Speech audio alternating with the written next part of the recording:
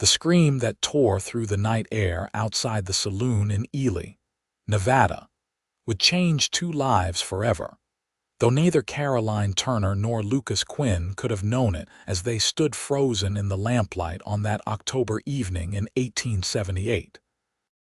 Caroline's dress was torn at the shoulder. Her dark hair had fallen from its pins, and the mark on her cheek was already beginning to swell where Henry Dalton had struck her, before she managed to break free from his grip in the alley behind the Silver Moon. She stumbled forward into the main street, gasping for breath, her emerald eyes wide with terror and rage.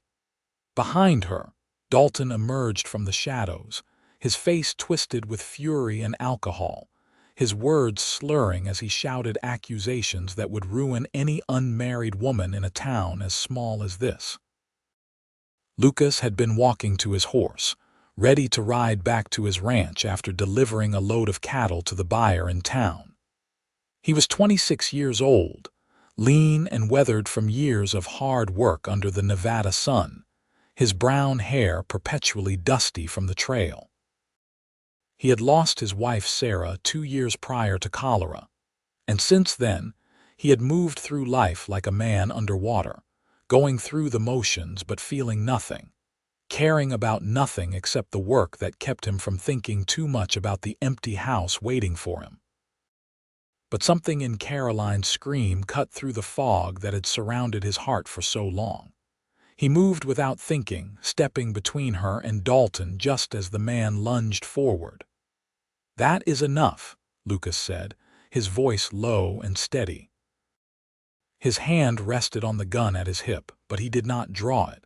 He did not need to. There was something in his stillness that spoke of danger more clearly than any threat. Dalton stumbled to a halt, his eyes narrowing as he recognized Lucas.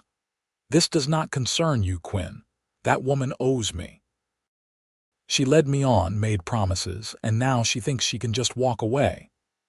"I made no promises," Caroline said, her voice shaking but clear. She stepped closer to Lucas, her hand gripping the back of his jacket.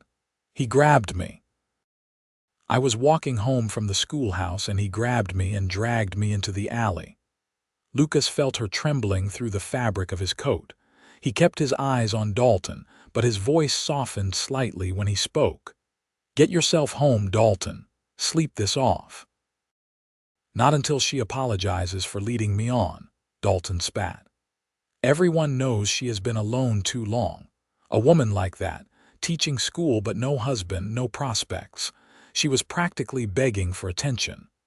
Caroline's sharp intake of breath told Lucas how deeply those words cut. He knew how this would play out. By morning, the whole town would be talking. It did not matter that Dalton was drunk and lying. It did not matter that Caroline was innocent. The damage would be done simply because she had been seen like this, disheveled and alone with a man in the dark. "Miss Turner is not alone," Lucas heard himself say. The words came from somewhere deep inside, from a part of him he thought had died with Sarah. "She is with her intended husband.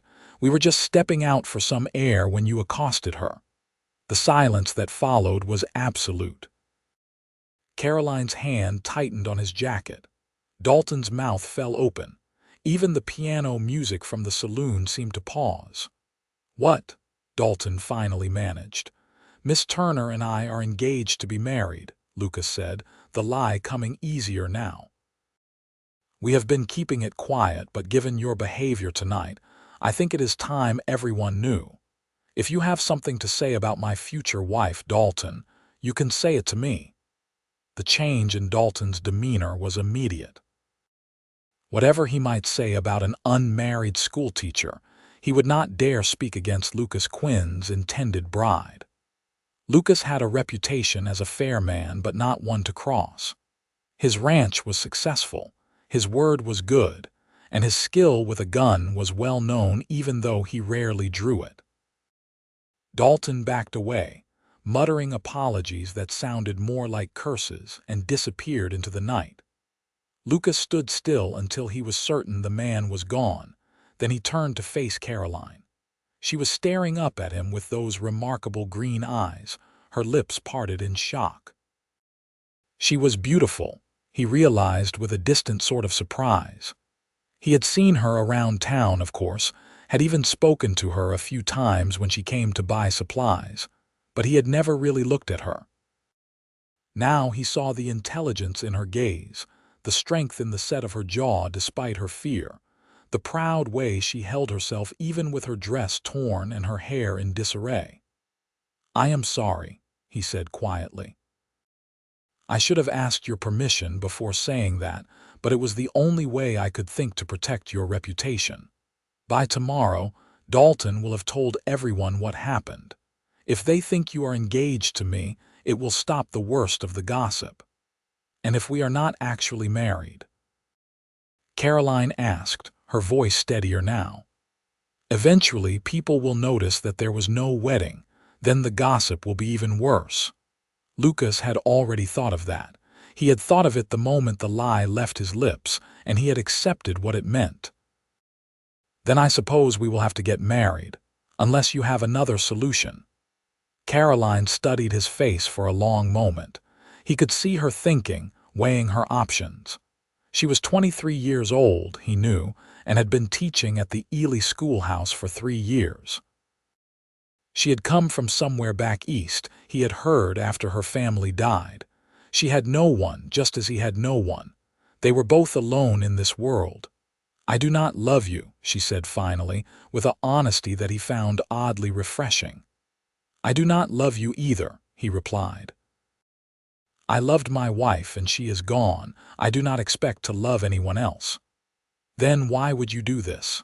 Lucas considered the question. Why had he stepped forward? Why had he lied for a woman he barely knew? "Because it was the right thing to do," he said. "Because I have spent 2 years not caring about much of anything, and maybe it is time I started caring again. And because I think you deserve better than to have your life ruined by a drunk fool like Henry Dalton." Caroline's eyes filled with tears, but she blinked them back. "If we do this, I want to be clear about what it means. I will not be a burden to you. I will keep teaching as long as the school board allows it. I will earn my keep." "I do not need your money," Lucas said. "The ranch does well enough, but if teaching is important to you, I will not stop you. And I will not expect you to pretend affection you do not feel," Caroline continued. "We can be partners, civil to each other, but I will not ask you to forget your wife." Something twisted in Lucas's chest at those words. He nodded slowly. "Then we have an agreement. I will speak to Reverend Morrison tomorrow and arrange for the wedding to take place as soon as possible. It should be soon, to make the engagement believable." 3 days, Caroline said. "That will give me time to prepare and for you to be certain this is what you want to do." "I am certain," Lucas said, and he was surprised to find it was true. For the first time in 2 years, he had made a decision that felt like it mattered, like it meant something beyond just surviving another day. He walked her home to the small house she rented near the schoolhouse, his presence at her side a silent declaration to anyone who might be watching that she was under his protection now. At her door, she turned to face him. "Thank you," she said softly, "for what you did tonight. I know this will change your life as much as it changes mine, and I am grateful." "We will make it work," Lucas said, because he could not think of anything else to say. "Get some rest. I will come by tomorrow to discuss the arrangements." He tipped his hat to her and walked back to where his horse was waiting. As he rode out of town toward his ranch, the stars bright overhead and the desert air cool against his face, he wondered what Sarah would think of what he had just done. Would she approve? Would she understand? But Sarah was gone, and he was still here, and now he had promised to marry a woman he did not love to save her from scandal. It was not how he had imagined his life would go, but then nothing had gone as he imagined since the day Sarah died. The ranch house was dark when he arrived, just as it always was. He unsaddled his horse, made sure the animal had water and feed, and then walked into the empty house. It was a good house, well built, with 3 bedrooms and a large kitchen. He and Sarah had planned to fill it with children. Now it echoed with his footsteps and nothing else. Lucas lay in bed that night and stared at the ceiling, thinking about Caroline Turner and the promise he had made. He wondered if she was lying awake too, wondering what she had agreed to. 3 days until the wedding. 3 days until his life changed again.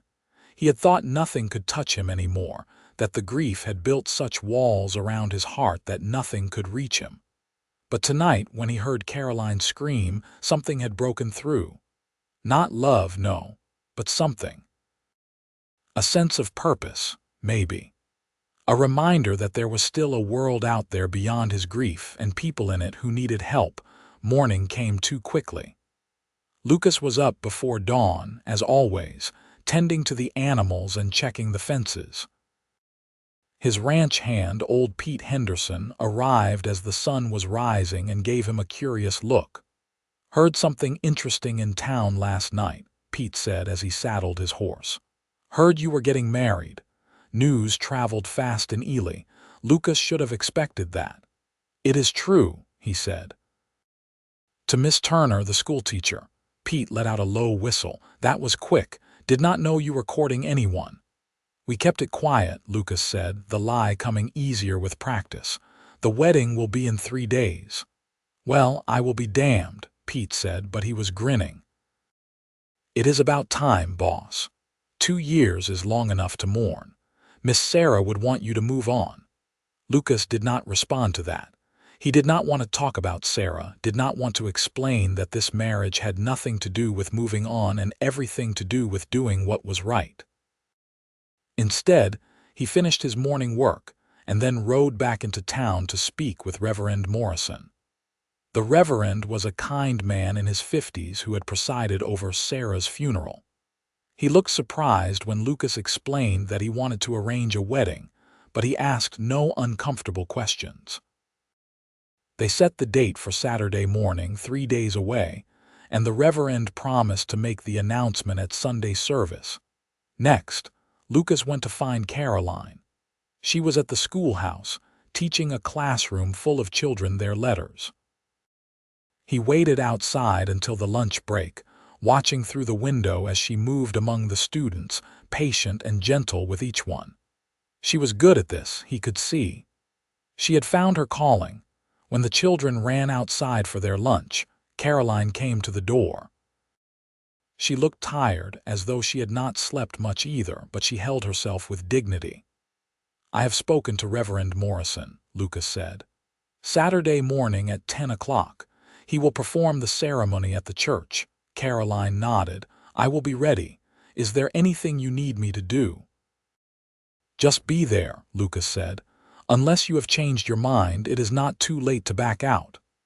"Have you changed yours?" Caroline asked, searching his face. "No," Lucas said. "I gave you my word." "Then I will be there Saturday," Caroline said. She hesitated, then added, "I spoke to the school board this morning. They said I may continue teaching after we are married, as long as it does not interfere with my duties as a wife. I told them it would not." "And what are your duties as a wife?" Lucas asked, genuinely curious what she thought this arrangement would entail. Caroline's cheeks flushed slightly. "I assumed I would keep house for you, cook, clean, mend clothes, the usual things." "I have been managing on my own for 2 years," Lucas said. "I do not expect you to wait on me hand and foot. We are partners in this, remember? We will figure out how to share the work." The relief on her face was obvious. "Thank you. I was worried you would expect me to give up teaching." "I think you would wither away if you could not teach," Lucas said. It was true. Even in the brief time he had watched her with the students, he could see how alive she became when she was doing this work. "I would," Caroline admitted. She smiled at him, a real smile that lit up her whole face, and Lucas felt something shift in his chest. Not love, he told himself firmly. Just recognition that she was a good person, someone he could respect. They talked for a few more minutes about practical matters. Caroline would move her belongings to the ranch after the wedding. Lucas would send Pete with a wagon to help. She would keep her furniture in one of the spare bedrooms, so she would have her own space. They would maintain separate bedrooms. They agreed without explicitly saying it. This was a marriage of convenience, not passion. As Lucas rode back to the ranch, he found himself thinking about the wedding night. Caroline had not mentioned it, and neither had he, but it hung between them like an unspoken question. He would not force himself on her, that much was certain. They had not married for that. But he wondered if she was worried about it, if she was afraid he would expect things she was not willing to give. He would have to make it clear to her that he expected nothing. They would be husband and wife in name only, at least until they decided otherwise. If they ever decided otherwise. The next 2 days passed in a blur of preparation. Lucas cleaned the house more thoroughly than he had in months, suddenly aware of how much he had let things slide. He aired out the spare bedroom for Caroline's furniture, made sure there were fresh linens on the beds, and stocked the kitchen with supplies. Pete watched all this activity with barely concealed amusement, but had the wisdom not to comment. On Friday evening, Lucas went back into town to the general store and bought a simple gold wedding band. He could not marry Caroline without a ring to give her, even if the marriage was not a real one. The storekeeper, Mrs. Patterson, congratulated him with such genuine warmth that Lucas felt a twinge of guilt for the deception. But it was too late to back out now, and he was not sure he wanted to anyway. Saturday morning dawned clear and bright. Lucas put on his best suit, the one he had worn to Sarah's funeral and not touched since. It smelled of cedar from the chest where it had been stored. He brushed the dust from his hat, polished his boots, and looked at himself in the mirror. He looked like a stranger, this man in fancy clothes preparing to marry a woman he barely knew. The church was small, and Lucas had asked for a private ceremony with just a few witnesses. When he arrived, he found Reverend Morrison waiting, along with Pete, Mrs. Patterson, and the mayor, Samuel Harding. They had agreed to stand as witnesses. Then Caroline arrived, and Lucas forgot to breathe. She wore a simple dress of pale blue, not white, because this was not a first marriage for him, and she was practical enough not to pretend otherwise. But she looked beautiful. Her dark hair was pinned up with small white flowers tucked into the arrangement, and her green eyes were bright with nervousness. She carried no bouquet, just a small Bible that he guessed belonged to her. She walked up the aisle alone because she had no father to give her away, no family at all. Lucas stepped forward to meet her halfway, offering his arm. Her hand trembled slightly as she took it, and he covered her fingers with his own, trying to offer reassurance. "You look very nice," he said quietly. "So do you," she replied, and there was surprise in her voice, as though she had not expected him to clean up so well. The ceremony was brief. Reverend Morrison spoke about the sanctity of marriage, about partnership and commitment and love. Lucas felt Caroline stiffen beside him at that last word, and he squeezed her hand gently. They both knew love was not part of this equation. When it came time for the vows, Lucas spoke as clearly and firmly. He would honor Caroline, protect her, provide for her, as long as they both lived. He meant every word, even if he could not promise to love her. Caroline's voice shook only slightly as she made her own promises. To honor and cherish, to stand by his side in good times and bad. Her eyes met his as she spoke, and he saw the same determination there that he felt. They might not love each other, but they would make this work. "You have a ring?" Reverend Morrison asked. Lucas pulled the simple gold band from his pocket and took Caroline's left hand.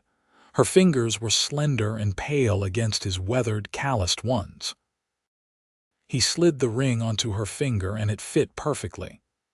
"I now pronounce you husband and wife," Reverend Morrison said, his voice warm with approval. "You may kiss your bride." Lucas had not thought about this part. He saw panic flicker in Caroline's eyes, and he leaned forward quickly, pressing a chaste kiss to her forehead instead of her lips. It was tender but not intimate, a promise of respect rather than passion. "Welcome to the family, Mrs. Quinn," he said softly, and saw her eyes widen at the sound of her new name. The witnesses congratulated them, and Mrs. Patterson pressed a small package into Caroline's hands. "Just a little something for your new home," she said. "Some herbs from my garden and a jar of preserves." Caroline thanked her, her voice thick with emotion. Lucas realized that this small kindness probably meant more to her than Mrs. Patterson could know. Caroline had been alone for so long, with no family, no close friends. This gesture of welcome must feel like a gift. They signed the marriage certificate, making everything legal and binding, and then it was done. Caroline Turner was now Caroline Quinn, and Lucas had a wife again. Pete had brought the wagon to take Caroline's belongings to the ranch, and several of the church ladies volunteered to help pack up her small house. Lucas was grateful for their assistance, even as he recognized that they were also eager for the opportunity to inspect Caroline's possessions and report back to the rest of the town about what kind of woman had become Mrs. Lucas Quinn. Caroline seemed to recognize this too, but she bore their scrutiny with grace, thanking them for their help and answering their questions patiently. Yes, she would continue teaching for now. Yes, she was very happy. Yes, Lucas was a good man. No, they had not been courting long, but when you know, you know. Lucas almost believed her himself. By late afternoon, everything was loaded and they were on their way to the ranch. Caroline sat beside Lucas on the wagon seat, her hands folded in her lap, the gold band bright on her finger. Neither of them spoke much during the ride. What was there to say? When they arrived at the ranch, Caroline stood for a long moment looking at the house. "It is beautiful," she said finally. "You and your wife must have been very happy here." "We were," Lucas said, "for a while." He showed her through the house, pointing out where everything was. The kitchen with its large stove and deep sink. The parlor with its comfortable chairs and the fireplace he had built with his own hands. The 3 bedrooms, one of which had been his and Sarah's, one which would be Caroline's, and one which would hold her furniture and belongings. "I hope you will be comfortable here," Lucas said. "If there is anything you need, just tell me and I will get it for you." "I am sure it will be fine," Caroline said. She was looking around the kitchen, and he could see her cataloging everything, already thinking about how she would organize things. Pete and the church ladies had followed with the second wagon, and soon the house was full of activity as they unloaded boxes and furniture. Caroline directed where everything should go, and Lucas was impressed by how quickly she seemed to take charge. She might be nervous about this arrangement, but she was not going to let that stop her from making a place for herself here. By the time everyone left, the sun was setting. Lucas and Caroline stood together in the kitchen, suddenly alone with the reality of their situation. They were married. They lived in the same house, and neither of them had any idea what to do next. "Are you hungry?" Caroline asked finally. "I could make us something to eat." "That would be good," Lucas said, grateful to have something practical to focus on. "I will go check on the animals."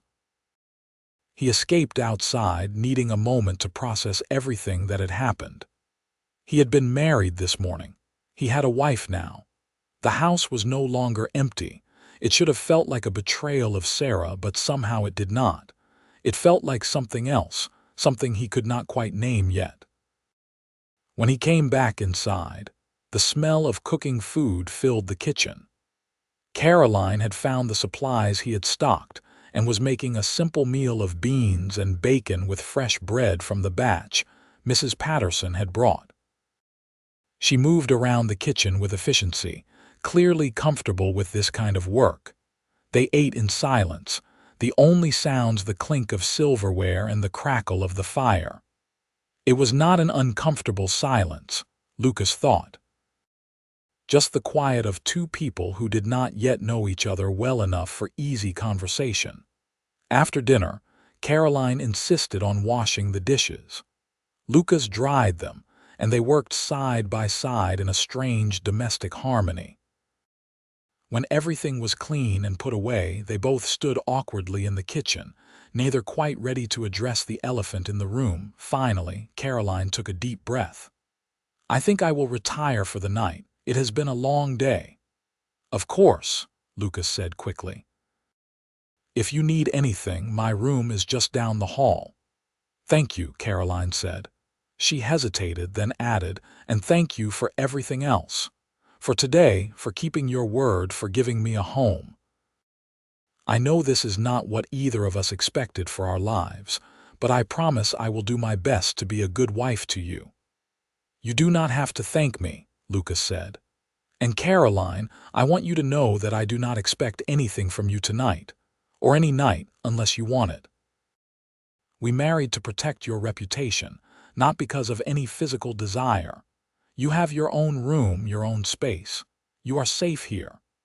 The relief that flooded Caroline's face told him that she had been worrying about exactly this. "Thank you," she said again, her voice barely above a whisper. "That means more to me than you can know." She went to her room then, closing the door softly behind her.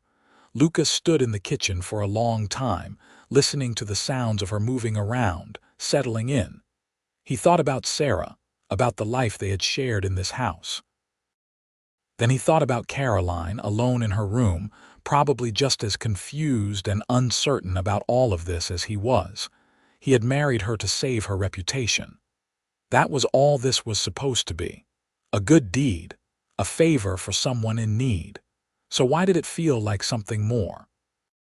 Why did the house suddenly feel less empty, less like a tomb and more like a home?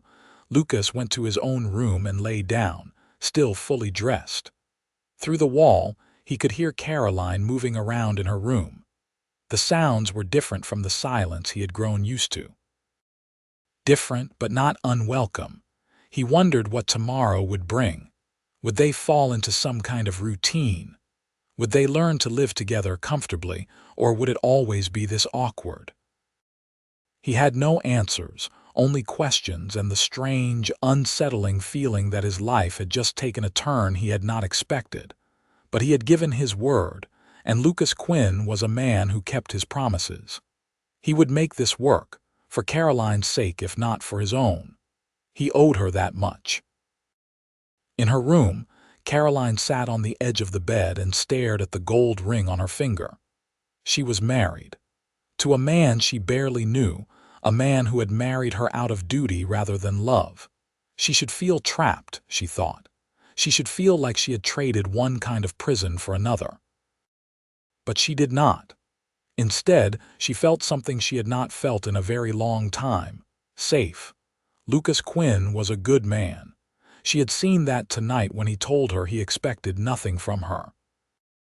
Most men in his position would have felt entitled to consummate the marriage, would have expected her to fulfill what they saw as her wifely duties. But Lucas had given her space, had promised her safety, and she believed him. She thought about the moment she had seen him step between her and Henry Dalton. The way he had stood so still, so calm, but with a core of steel that made Dalton back down. The way he had lied without hesitation to protect her reputation. The way he had followed through on that lie by actually marrying her. She did not love him. She barely knew him. But she respected him, and that was more than she had expected to feel for anyone when Dalton had grabbed her in that alley 2 nights ago. Caroline changed into her nightgown and climbed into bed. The sheets were clean and smelled of sunshine and soap. The bed was comfortable. Through the window, she could see stars scattered across the dark sky. It was peaceful here, quiet in a way that town never was. She closed her eyes and let herself relax for the first time in days. Whatever tomorrow brought, she would face it. She had survived worse than an awkward arranged marriage. She had survived losing her entire family to influenza back in Pennsylvania. She had survived traveling alone across the country to start a new life in Nevada. She had survived 3 years of teaching in a rough frontier town with no family to support her. She would survive this too. And maybe, just maybe, it would turn out to be more than just survival. Maybe it would turn out to be something good. The next morning, Caroline woke early, her internal clock still set to school day hours even though it was Sunday. She lay in bed for a moment, disoriented before she remembered where she was. The Quinn Ranch. Her new home. She was Mrs. Caroline Quinn now. She dressed quickly and made her way to the kitchen, thinking she would start breakfast. But she found Lucas already there, feeding wood into the stove and setting coffee to boil. He looked up when she entered and she saw surprise in his eyes. "Good morning," he said. "I did not expect you to be up so early." "I am used to early mornings," Caroline said. "School starts at 8, so I am always up by 6. "No school today," Lucas pointed out. "You could have slept in." "Old habits," Caroline said with a small smile. "Can I help with breakfast?" They worked together to make a simple meal of eggs and toast. It was easier than it had been last night, Caroline thought. Maybe because they were both less exhausted, or maybe because they were starting to find their rhythm. After breakfast, Lucas asked if she wanted to see the ranch. "It is not much," he said, "but it is mine." "Well, ours now, I suppose." They spent the morning walking the property. Lucas showed her the cattle in the far pasture, the chicken coop where she could gather eggs each morning if she wanted, the vegetable garden that had gone mostly to seed since Sarah died.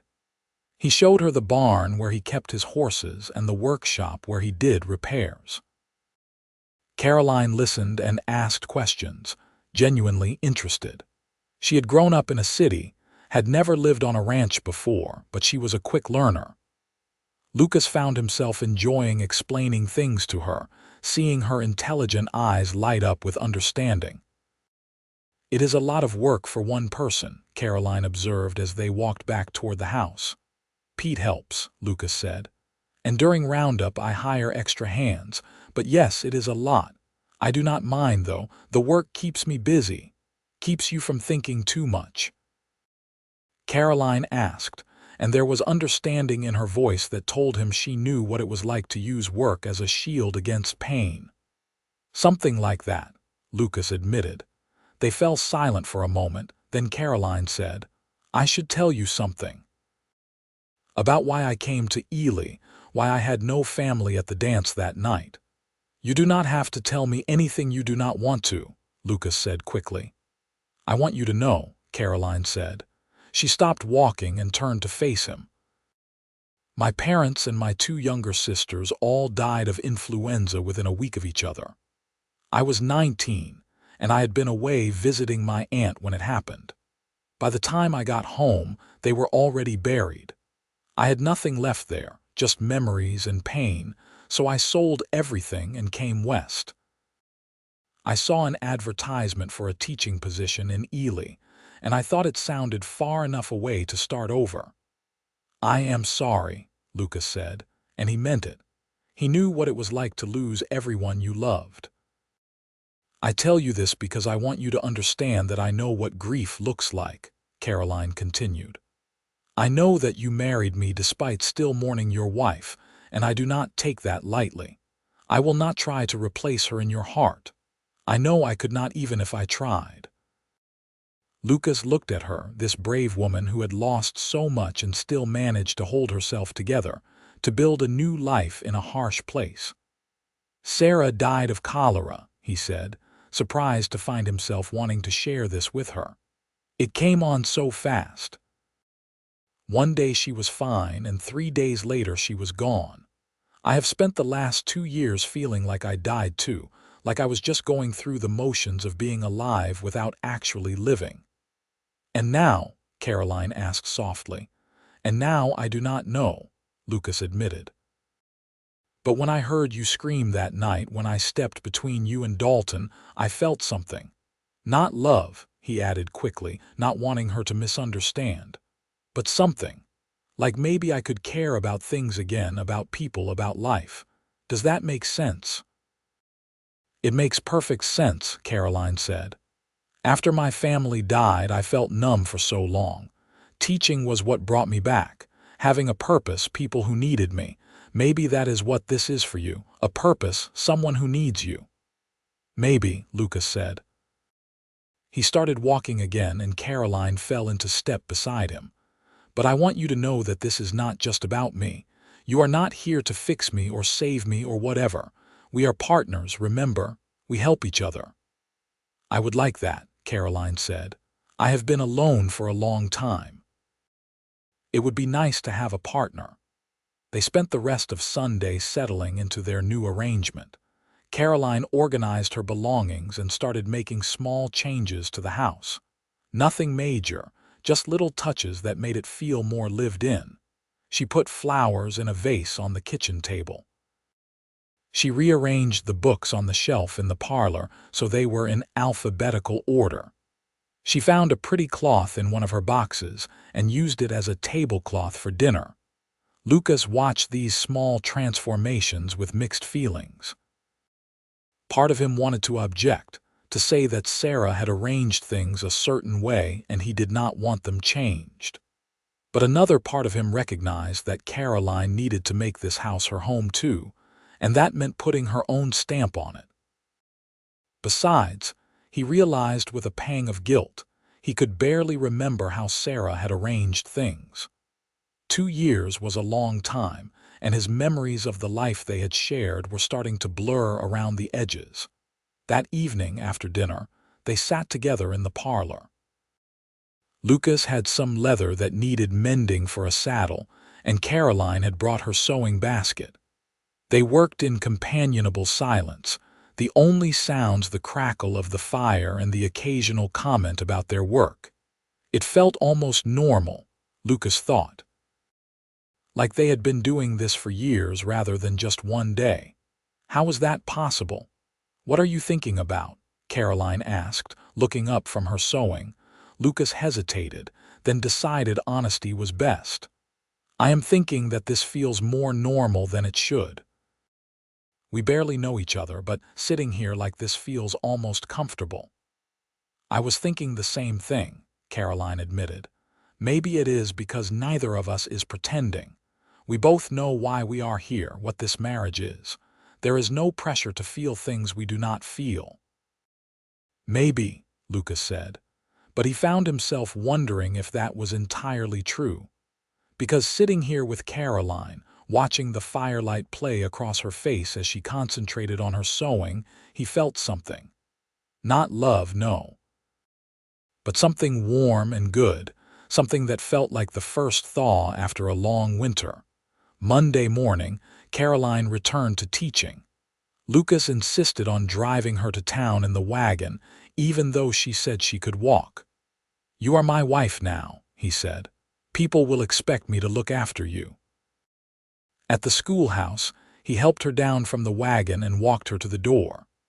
She turned to thank him, and he found himself noticing details about her that he had missed before. The way her eyes crinkled at the corners when she smiled, the small dimple in her left cheek, the graceful way she moved. "What time should I come back for you?" he asked. "School ends at 3, Caroline said, "but you do not have to fetch me every day. It is a lot of trouble for you." "It is no trouble," Lucas said, and he meant it. The truth was, he liked having a reason to come to town, liked seeing Caroline's face light up when he arrived. It made him feel needed, purposeful in a way he had not felt in a long time. That afternoon, when he returned to pick her up, he found Caroline surrounded by several of the town women.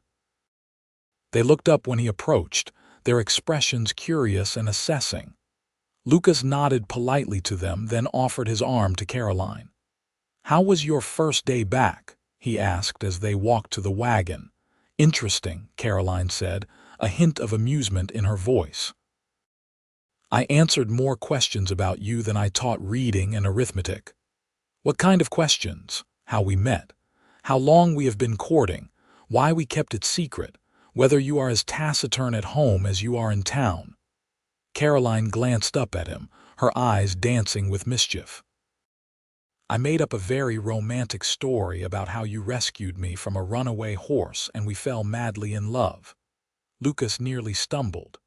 You did what? Caroline laughed, a genuine, delighted sound that made something warm unfold in his chest. I am teasing. I told them the truth, mostly. That we had been friends for some time and decided to make it official. And they believed you. I do not think it matters if they believe me or not, Caroline said, her expression growing more serious. What matters is that I am Mrs. Lucas Quinn now, and that is respectable enough that no one will dare say anything against me. She was right, of course. That had been the whole point of this arrangement. But hearing her say it out loud, hearing her refer to herself as Mrs. Quinn, made Lucas feel something he could not quite name. The days settled into a rhythm. Lucas would drive Caroline to school in the morning, then return to the ranch to work.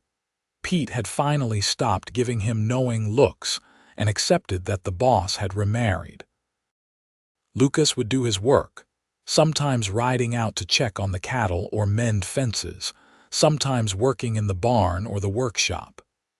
In the afternoon, he would return to town to fetch Caroline. Then they would come home, and Caroline would make dinner while Lucas did the evening chores. They would eat together, talking about their days. Caroline would tell him about her students, about their progress and their antics. Lucas found himself looking forward to these stories, to the way Caroline's face animated when she talked about teaching. After dinner, they would sit in the parlor, reading or doing handwork. Sometimes they would talk, slow, meandering conversations about nothing and everything. Lucas told her about the ranch, about his plans to expand the herd next spring. Caroline told him about the books she loved, about her dreams of one day writing a book of her own about teaching on the frontier. On Saturdays, they would go to town together for supplies. They would walk down the main street, Caroline's hand resting on Lucas's arm, playing the part of a happily married couple. And the strange thing was, it did not feel like playing. It felt real. The town women had accepted Caroline as one of their own now that she was married. They invited her to their sewing circles and their church socials. Caroline went to some of these events, partly because it was expected and partly because she genuinely enjoyed the company. She would come home and tell Lucas about the gossip she had heard, about who was courting whom and whose son had gotten into trouble, and how Mrs. Patterson's cat had climbed the church steeple. Lucas found himself smiling more than he had in 2 years. He found himself looking forward to each day in a way he had not since Sarah died. And slowly, without quite realizing it was happening, he found himself looking forward to seeing Caroline specifically. To hearing her voice, to watching her move around the house, to sitting with her in the evenings. It was confusing. He had been so certain that he would never care about anyone again, never feel anything beyond basic human kindness. But Caroline was making him feel things, making him want things he thought he had left behind. October turned into November. The weather grew colder, and the first snow dusted the peaks of the mountains around Ely. Lucas taught Caroline how to ride a horse, so she could get herself to town if she needed to when the weather was bad. She was nervous at first, but she learned quickly, just as he had known she would. One evening, as they sat by the fire, Caroline looked up from her book and said, "Lucas, can I ask you something?" "Of course," he said, setting aside the piece of tack he was working on. "You ever regret it? Marrying me, I mean. Do you ever wish you had just let the gossip run its course?" Lucas considered the question carefully. "No," he said finally. "I do not regret it. Do you?" "No," Caroline said. "But I worry sometimes that I am taking advantage of your kindness, that you deserve more than a wife who cannot give you what a real wife should." "What do you think a real wife should give?" Lucas asked, genuinely curious. Caroline's cheeks flushed. "Love," she said quietly. "Children. A true partnership, not just a convenient arrangement." Lucas set his work aside completely and turned to face her. "Caroline, when I married you, I knew what I was agreeing to. I knew you did not love me and I did not love you. That has not changed, but that does not mean this is not real. You are my wife, legally and in the eyes of God and this community. We are partners. That is real enough for me." "But do you want more?" Caroline asked. "Do you want the things that a normal marriage would have?" Lucas thought about it. Did he want more? A month ago he would have said no without hesitation. But now, looking at Caroline's earnest face in the firelight, he was not so sure. "I do not know," he admitted. "I thought I was done with all of that, but lately I have been feeling less dead inside, less like I am just going through the motions. And that is because of you, Caroline. Maybe it is not love, but it is something, and that is more than I expected to feel again." Caroline's eyes shimmered with tears. "You have no idea how much that means to me. I have felt so alone for so long, and now I have you and this house, and a place where I belong. Even if it is not a traditional marriage, it is more than I ever hoped for."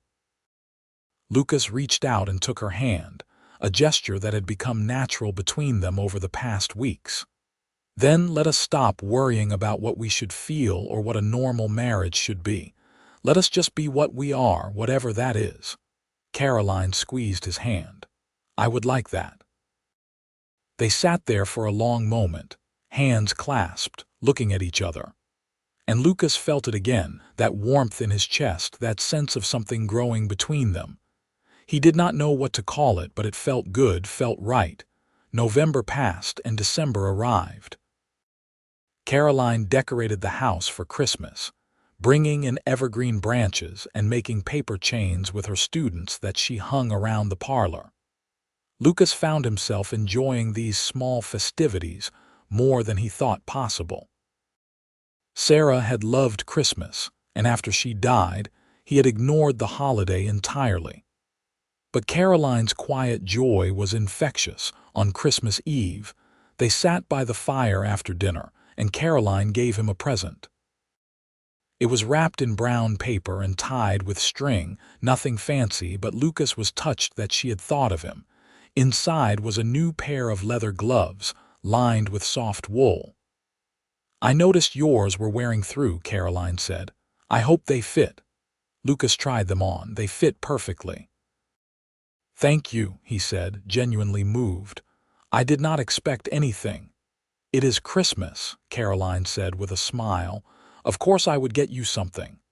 Lucas felt embarrassed now. He had not thought to get her anything, had not even considered it.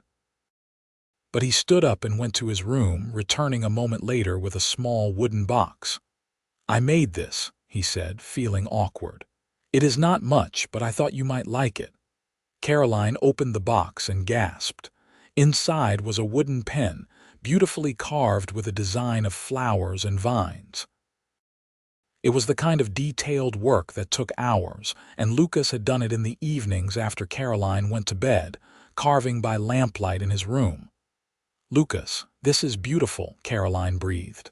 "Did you really make this?" "I used to do woodworking," Lucas said, "before Sarah died. I stopped after, but I remembered you said you wanted to write a book someday, and I thought you should have a nice pen for it." Caroline looked up at him, her eyes bright with tears. "This is the most thoughtful gift anyone has ever given me. Thank you." She stood up and, before Lucas realized what she was doing, she hugged him. It was a brief embrace, nothing inappropriate, but it was the first time they had touched beyond holding hands or his helping her up into the wagon.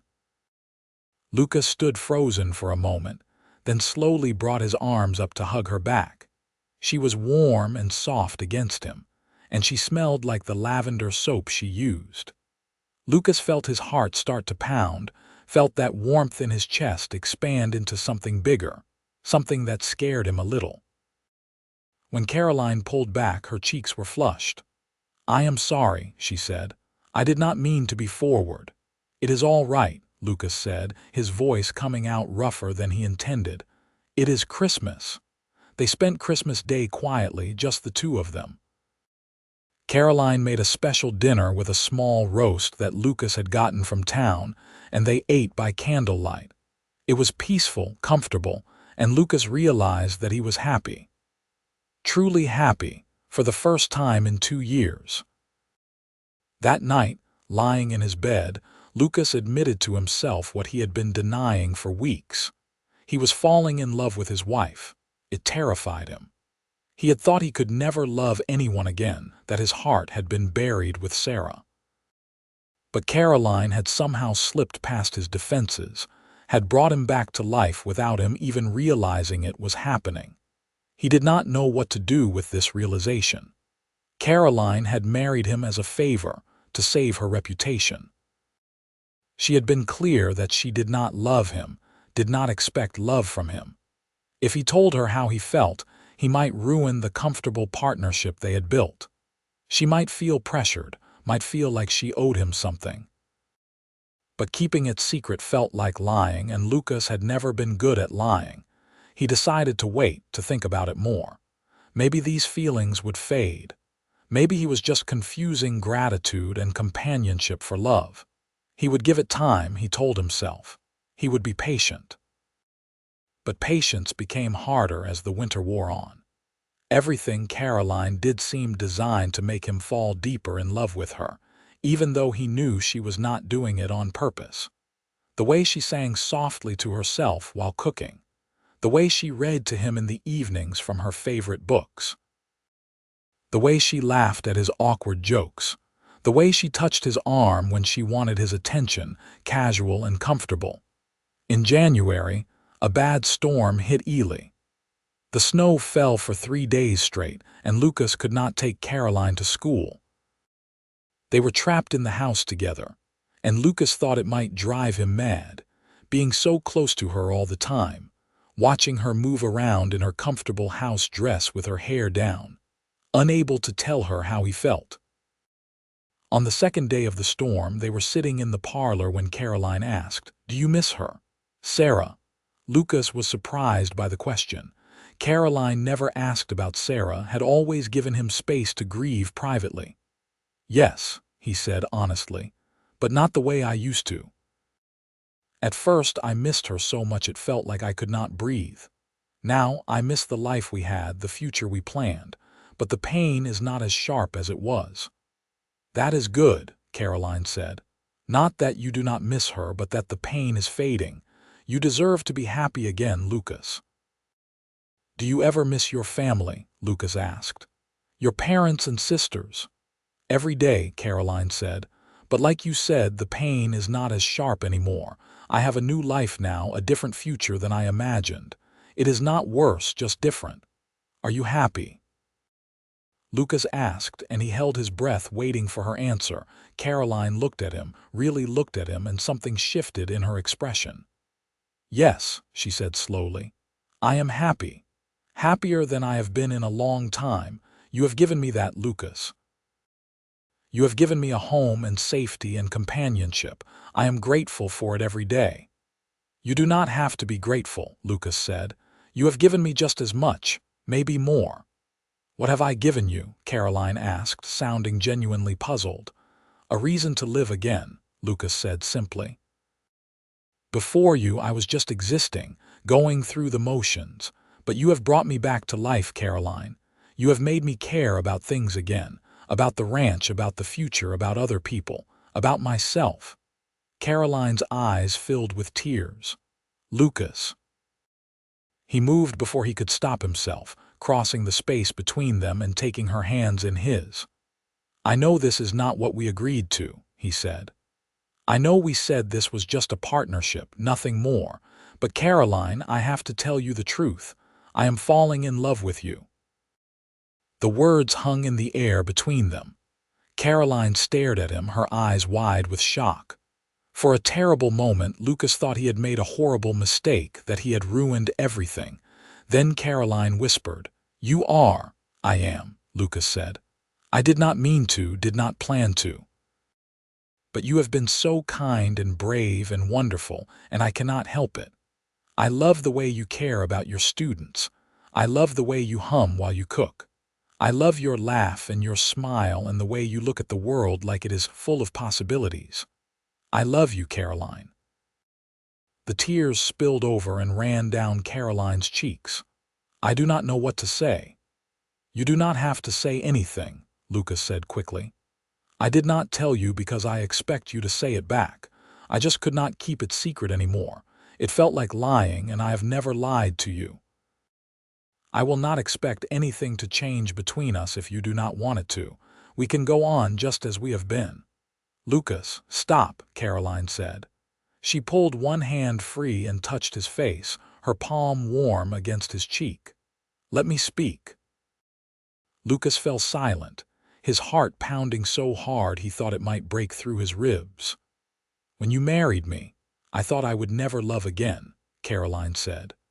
"I thought love was something I had left behind with my family, that I was destined to be alone even if I was married.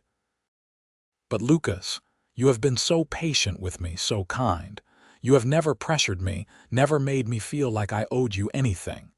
You have just been there, steady and constant, and somewhere along the way I fell in love with you too." Lucas felt like he had been struck by lightning. "You love me." "I love you," Caroline said, laughing through her tears. "I have been trying to ignore it, trying to tell myself it was just gratitude or companionship. But it is more than that. I love you, Lucas Quinn. I love your quiet strength and your gentle heart. I love the way you care for your animals and your land. I love the way you look at me like I am precious. I love you." Lucas did not remember deciding to move, but suddenly he was kissing her. His lips found hers, and it was nothing like the chaste kiss he had given her at their wedding. This was passionate, desperate, full of all the feelings he had been holding back for months. Caroline kissed him back just as desperately, her arms coming up to wrap around his neck. They broke apart only when they needed to breathe, and then Lucas was kissing her again, unable to get enough of her. "Caroline," he murmured against her lips. "My Caroline, my Lucas," she whispered back. They moved to the sofa, Lucas pulling Caroline into his lap, neither wanting to stop touching the other. They kissed and held each other, whispering declarations of love between kisses, making up for months of holding back. Finally, Lucas pulled back enough to look into Caroline's eyes. "I need to ask you something, and I need you to answer honestly." "Anything," Caroline said. "This marriage, it was never consummated. We have been living as friends, not husband and wife. But if we are going to move forward, if we are going to be truly married, I need to know that you want that. That you are not just agreeing because you feel obligated." Caroline's cheeks flushed, but she met his eyes steadily. "I want that. I want to be your wife in every way. I have wanted it for longer than I care to admit, but I did not think you wanted me that way." "I want you," Lucas said, his voice rough with emotion. "I have wanted you for months, but I will not rush you. We can take our time, go as slow as you need." "I do not want to go slow," Caroline said. "I have been alone for so long, Lucas. I do not want to be alone anymore." Lucas stood, lifting Caroline in his arms. She laughed in surprise, her arms tightening around his neck. "Then let me take you to bed, wife," he said. "Let me show you how much I love you." He carried her to his room, to the bed he had once shared with Sarah. But as he laid Caroline down on the quilts and looked into her shining eyes, he felt no guilt, no sense of betrayal. Sarah was gone, would want him to be happy, would want him to love again. And he did love Caroline with all his heart. That night, they became husband and wife in truth. They loved each other slowly, tenderly, learning each other's bodies and hearts.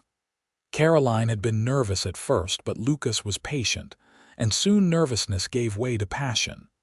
Afterward, they lay tangled together, Caroline's head on Lucas's chest, his arms wrapped around her. "I love you," he murmured into her hair. "I love you too," Caroline whispered back. "So much." They fell asleep like that, holding each other, and for the first time since Sarah died, Lucas slept dreamlessly, peacefully, completely content. The storm finally broke on the fourth day, and the sun came out, turning the snow-covered landscape into something magical. Lucas and Caroline emerged from the house like they were seeing the world with new eyes. Everything looked different now, brighter, more alive. They did not hide their love anymore. When Lucas took Caroline to school on Monday, he kissed her goodbye, not caring who saw. When they went to town on Saturday, they held hands and looked at each other with such obvious affection that the town gossips had a field day. But Lucas did not care what anyone said. He was happy, truly happy, and he wanted the world to know it. Winter turned to spring, and spring to summer. Lucas's ranch thrived, and Caroline's students flourished under her teaching. They fell into a new rhythm, one built on love and partnership and genuine joy. In the evenings, they would sit on the porch and watch the sunset, Caroline leaning against Lucas's shoulder. They would talk about their days, about their dreams for the future, about everything and nothing. One evening in June, Caroline turned to Lucas with a shy smile. "I have something to tell you." "What is it?" Lucas asked, though something in her expression made his heart start to race. "I am with child," Caroline said. "We are going to have a baby." Lucas felt like all the air had left his lungs. A baby.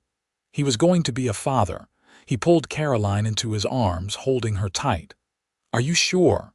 "I am sure," Caroline said, laughing. "I saw the doctor in town today. He says the baby will come in late December or early January." "A winter baby," Lucas said. He pulled back to look at Caroline's face, seeing the joy and nervousness there. "How do you feel about it?" "Terrified," Caroline admitted, "and excited, and happy." "Lucas, we are going to have a family." "We are going to have a family," Lucas repeated, the words sinking in. He had thought he would never have children, that the chance for a family had died with Sarah. But here was Caroline, offering him a second chance at everything he thought he had lost. He kissed her then, pouring all his love and gratitude and joy into the kiss. When they broke apart, both were crying happy tears. "I love you," Lucas said. "I love you so much, Caroline. Thank you for this, for everything." "I love you too," Caroline said. "Thank you for saving me that night, for marrying me, for loving me back to life." The pregnancy progressed smoothly through the summer and fall. Caroline continued teaching until October, when the doctor said she needed to rest more.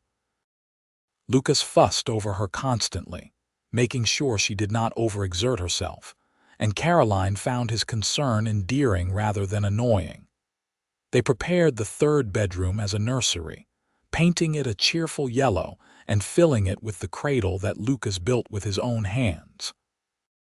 Caroline sewed tiny clothes and blankets, her excitement growing with each day.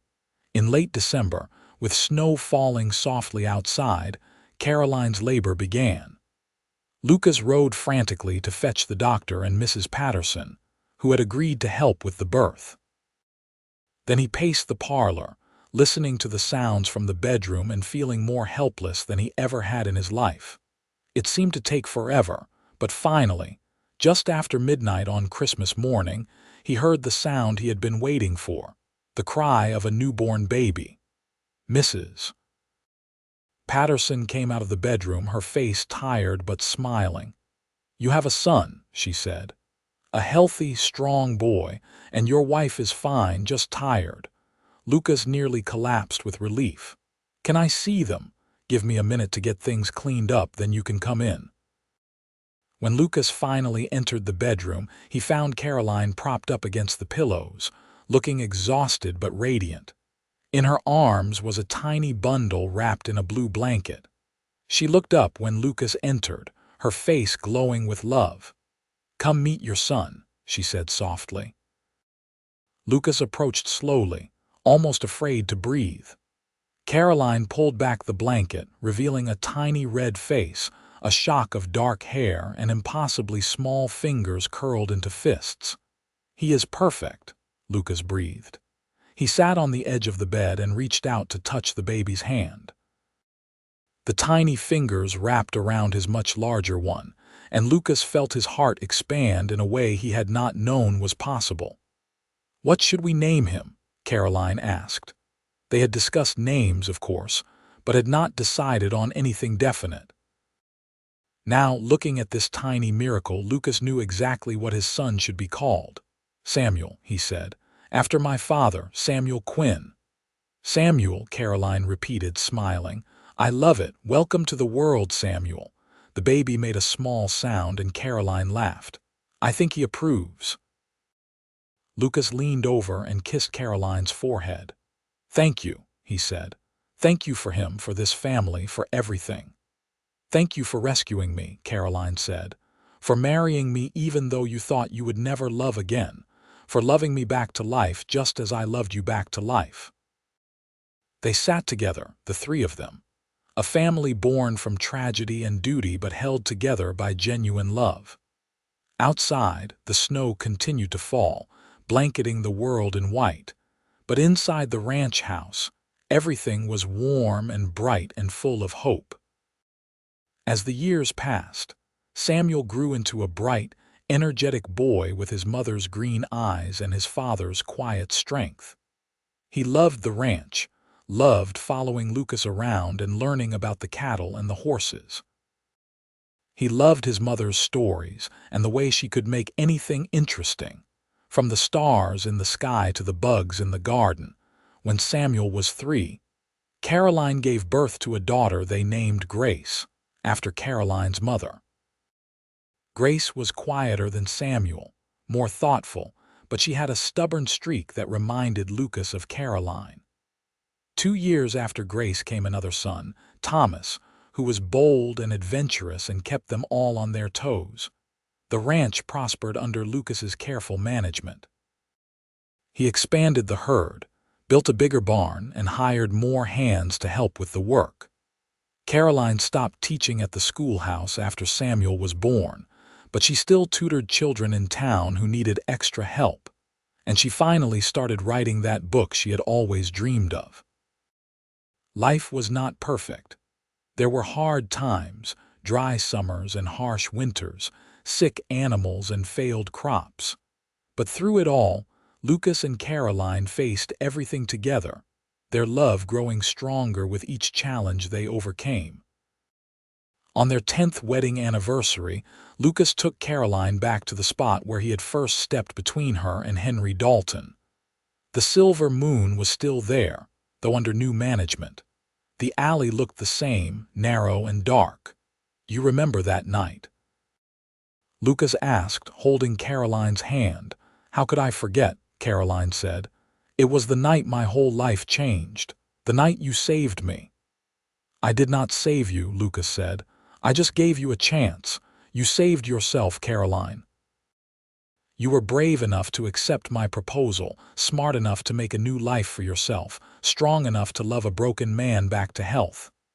"You were not broken," Caroline argued. "You were grieving. There is a difference." "Maybe," Lucas said, "but you still brought me back to life. You gave me a reason to care again, to hope again, to love again. I was dead inside before you came along, and you made me want to live." Caroline reached up and touched his face, the gesture as familiar now as breathing. "And you gave me a home and a family and love I never thought I would have. We saved each other, Lucas. That is what we do." Lucas pulled her close and kissed her, right there in the street where anyone could see, not caring about propriety or what people might think. After 10 years of marriage, he had learned that life was too short to waste on worrying about what others thought. All that mattered was Caroline and their children and the life they had built together. "I love you," he murmured against her lips. "I love you too," Caroline said. "Always." They walked back to where Pete was waiting with the wagon, Samuel bouncing excitedly in the back while Grace and Thomas played some complicated game involving string and buttons. This was his family, Lucas thought. This was his life. And it was so much more than he had ever dared to hope for. As they drove back to the ranch, the sun setting behind the mountains and painting the sky in shades of orange and pink, Lucas looked over at Caroline. She was laughing at something Samuel had said, her face alight with joy, and Lucas felt his heart swell with love. He had married her to save her reputation, a practical arrangement born from necessity rather than romance. But she had loved him back to life, had taken his broken heart and made it whole again. Together, they had built something beautiful out of tragedy and duty, had created a family and a home filled with laughter and love. The house came into view, warm light spilling from the windows. Home, Lucas thought. This was home, not because of the building but because Caroline and their children were there. They were his home, his heart, his everything. That night, after the children were tucked into bed and the house was quiet, Lucas and Caroline sat together on the porch, watching the stars come out.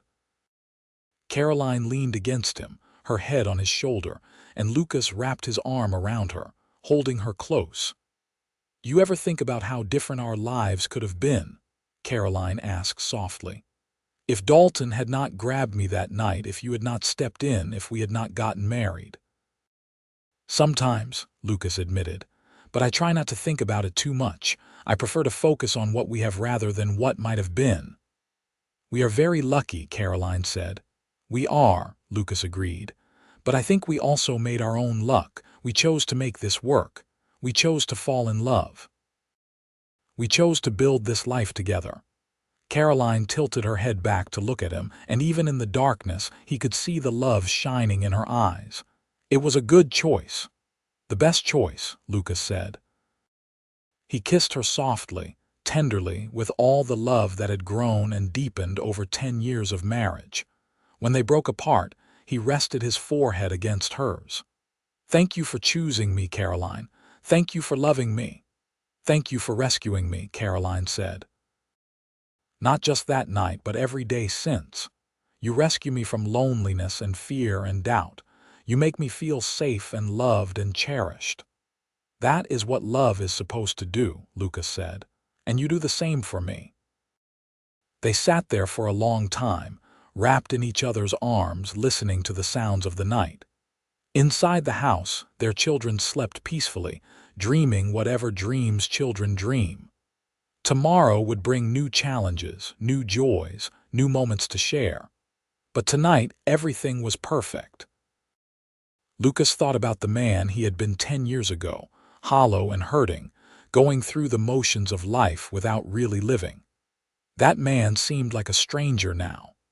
Caroline had changed him, had filled all the empty places inside him with love and light and laughter. She had given him a reason to wake up each morning with hope instead of dread, had shown him that it was possible to love again after loss, to be happy again after grief, and he had done the same for her.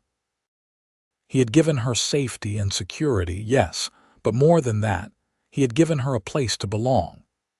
He had shown her that she was worthy of love, that she deserved happiness, that her life had value beyond just surviving.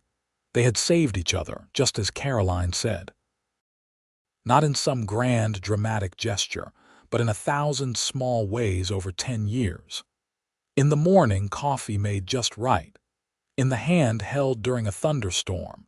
In the patience shown during difficult times. In the laughter shared over silly jokes. In the tears wiped away during moments of pain.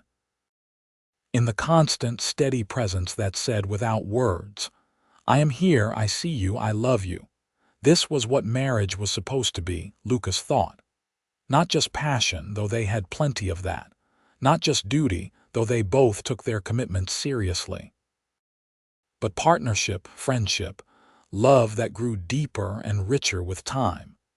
He had married Caroline to save her reputation, never expecting anything beyond a civil arrangement. But she had loved him back to life, and in doing so, she had given him everything he thought he had lost forever.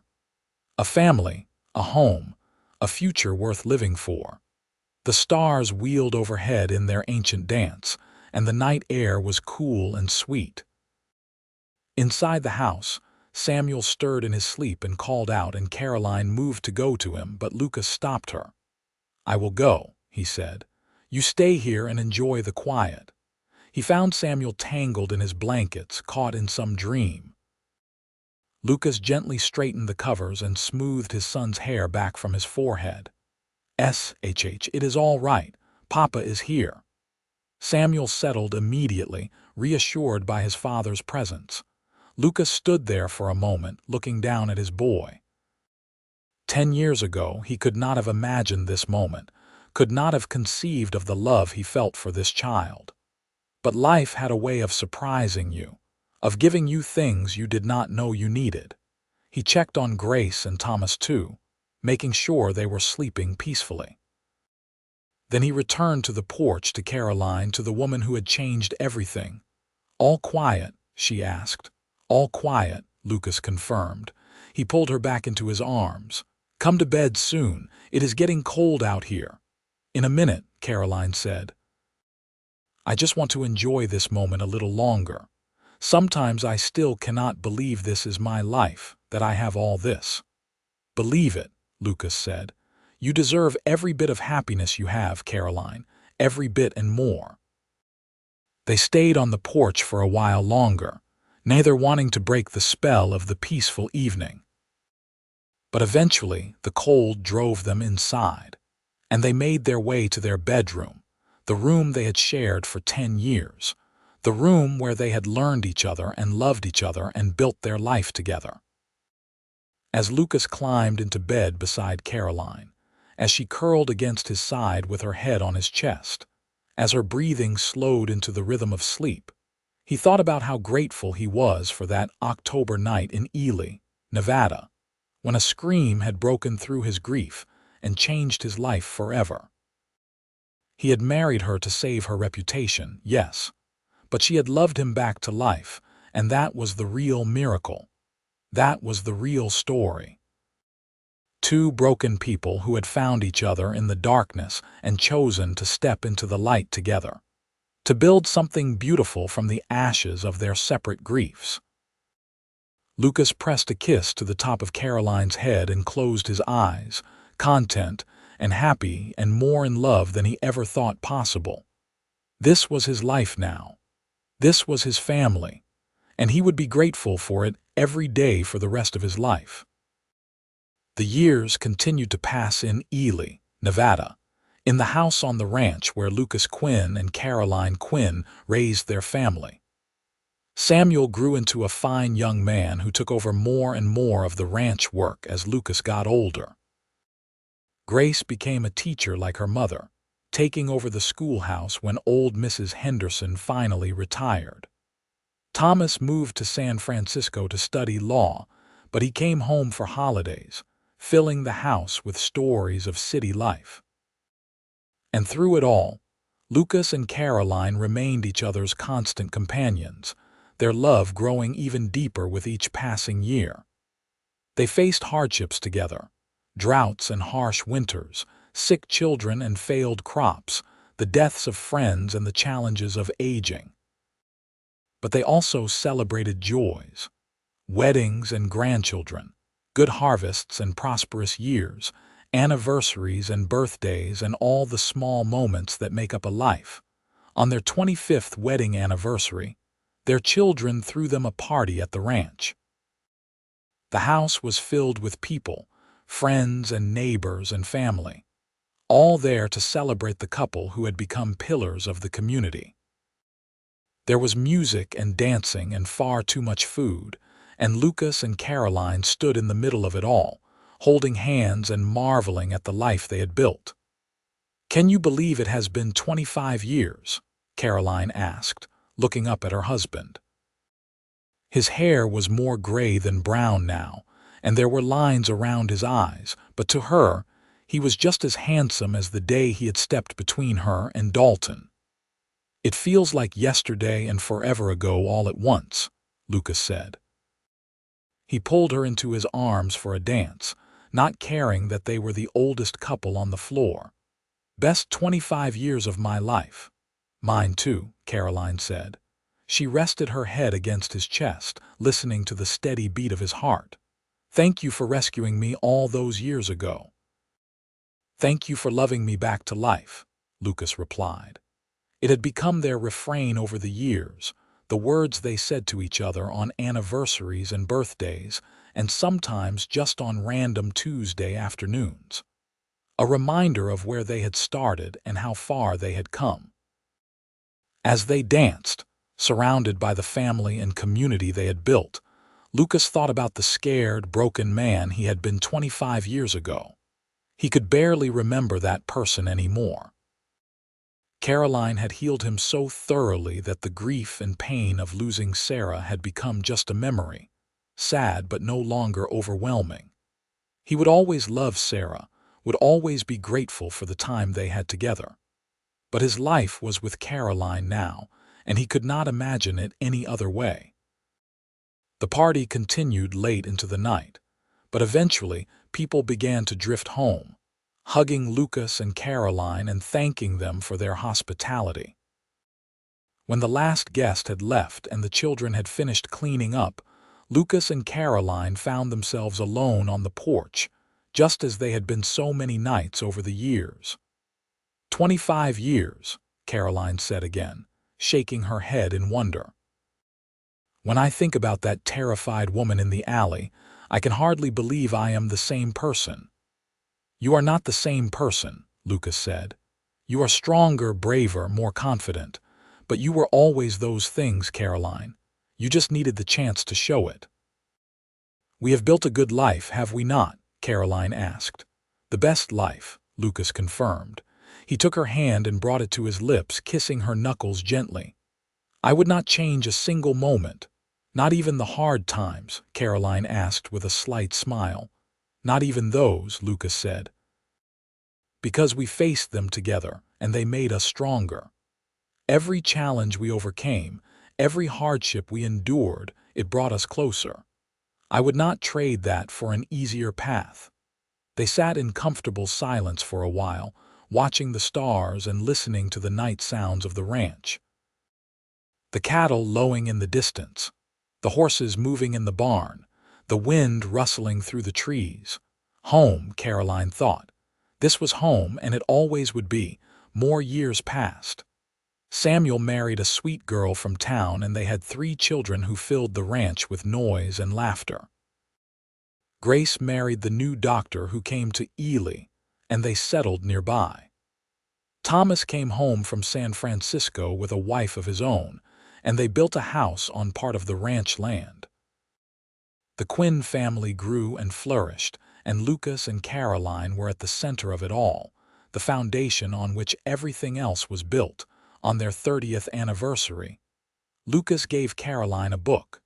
It was her book, the one she had been writing for years about teaching on the frontier. He had taken the manuscript to a publisher in San Francisco without telling her, and now it was a real book with her name on the cover. Caroline cried when she saw it, happy tears that made Lucas smile. "I cannot believe you did this," she said, clutching the book to her chest. "I wanted the world to know what an amazing woman you are," Lucas said. "Your story deserves to be told." "Our story," Caroline corrected. "I could never have written this without you, without the life we built together." She opened the book to the dedication page, and Lucas saw that she had written, "For Lucas, who married me to save my reputation and loved me back to life." It was their story, laid out in black and white for all the world to see. The night in the alley, the hasty marriage, the slow fall into love. The family they built, the life they shared.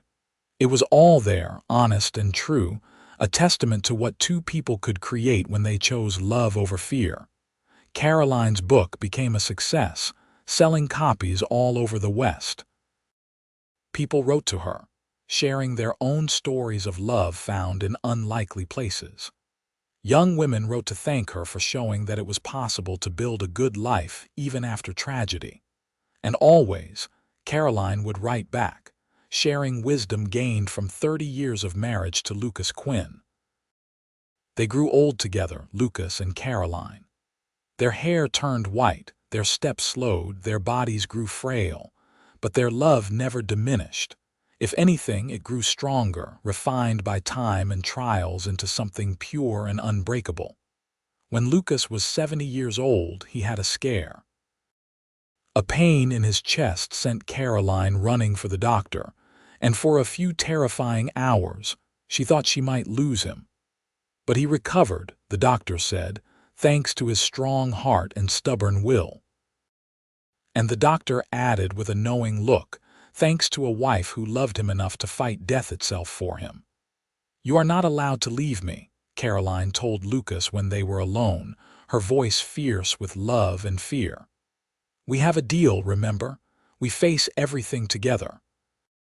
"I am not going anywhere," Lucas promised, reaching up to wipe the tears from her cheeks.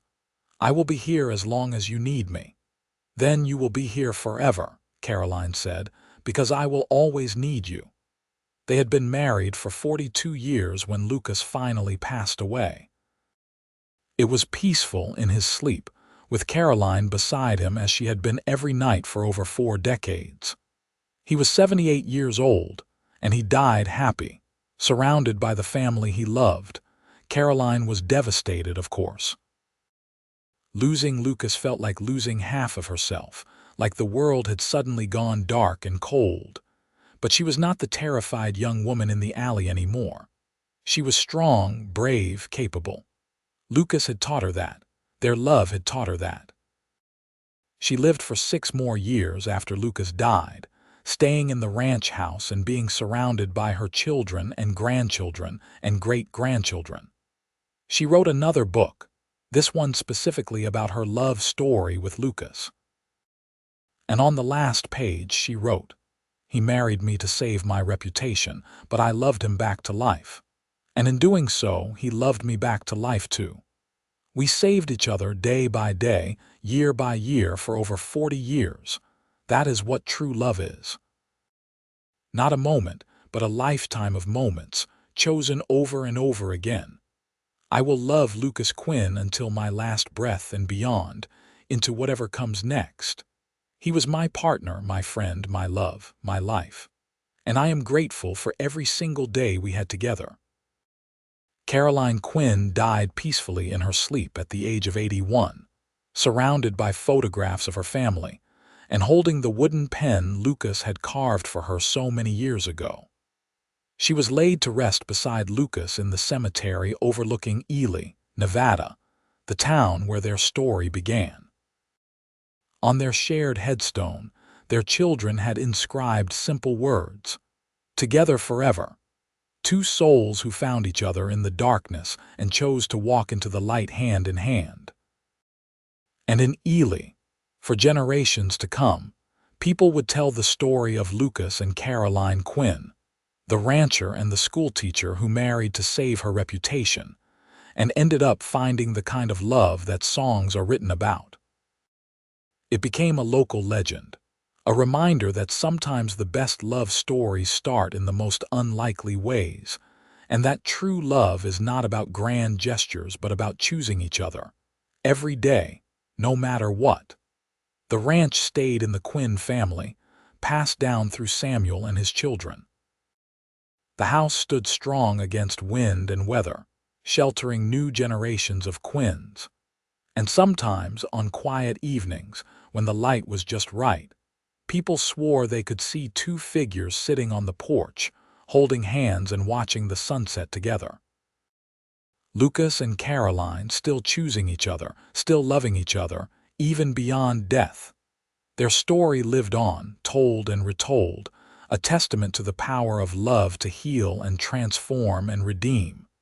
He married her to save her reputation. She loved him back to life. And together, they built something beautiful that would last long after they were gone.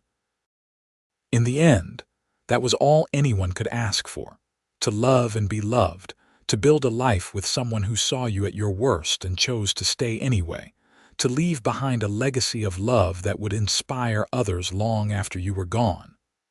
Lucas and Caroline had done all that and more. Their story was complete. Their love proved over a lifetime of choices and sacrifices and small daily acts of devotion. From a scream in an alley to a peaceful rest side by side, they had lived a full life, rich with love and meaning and purpose. And in Ely, Nevada, in the house on the ranch, the Quinn family continued to grow and thrive, built on the foundation that Lucas and Caroline had laid over 40 years of marriage. Every anniversary, every holiday, every family gathering, someone would raise a glass and toast to Lucas and Caroline, the couple who had started it all. "He married her to save her reputation," they would say, smiling. "And she loved him back to life," others would respond. Then they would drink and remember and give thanks for the legacy of love that Lucas and Caroline Quinn had left behind.